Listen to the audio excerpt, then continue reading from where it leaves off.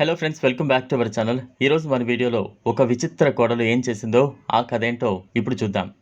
పెళ్లి చేసుకున్న ప్రతి అమ్మాయి తన అత్తమామలను కన్న తల్లిదండ్రులా చూసుకోవాలని అనుకుంటుంది. అంతేకాకుండా తన అత్తమామలు తనను ఒక సొంత కూతురిలా చూసుకోవాలని కోరుకుంటుంది. ఇలా ప్రతి అమ్మాయి పెళ్లి చేసుకునేటప్పుడు అనుకుంటుంది. కానీ కొంతమంది అమ్మాయిలు తమ అత్తమామలను చాలా బాధ పెడుతున్నారు. వారు బతికుండగానే నరకాన్ని చూపిస్తున్నారు.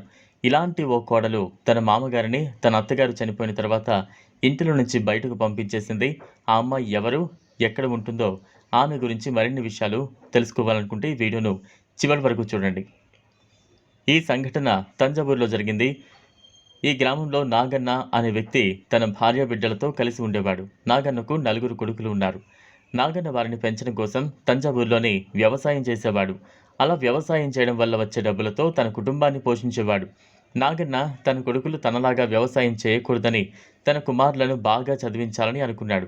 అందుకే వారిని ఒక గవర్నమెంట్ స్కూల్లో చదివించాడు. అంతేకాకుండా వారు పెద్దయిన తర్వాత వారిని చదివించడానికి విదేశాలకు పంపించాడు. నాగన్న కొడుకులు 3 బాగా చదువుకుని విదేశాలకు వెళ్ళిపోయారు.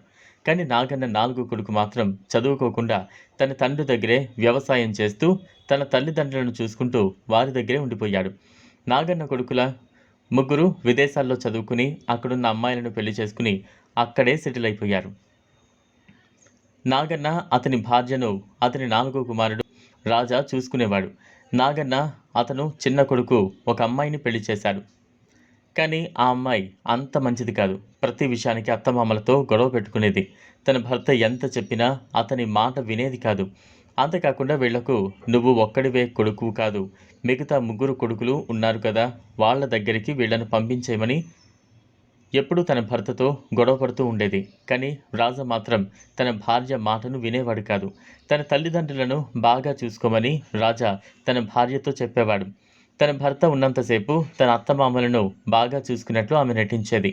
తన భర్త పనిచేయడానికి బయటకు వెళ్ళిన తర్వాత వారికి భోజనం పెట్టకుండా నరకాన్ని చూపించేది. కానీ ఈ విషయాన్ని రాజా తల్లిదండ్రులు ఎప్పుడూ తన కొడుకుతో చెప్పలేదు. రాజా తల్లి అనారోగ్యం కారణంగా చనిపోతుంది. నాగన్న తన భార్య చనిపోవడం అప్పటి నుంచి ఒంటరిగా అయిపోయాడు.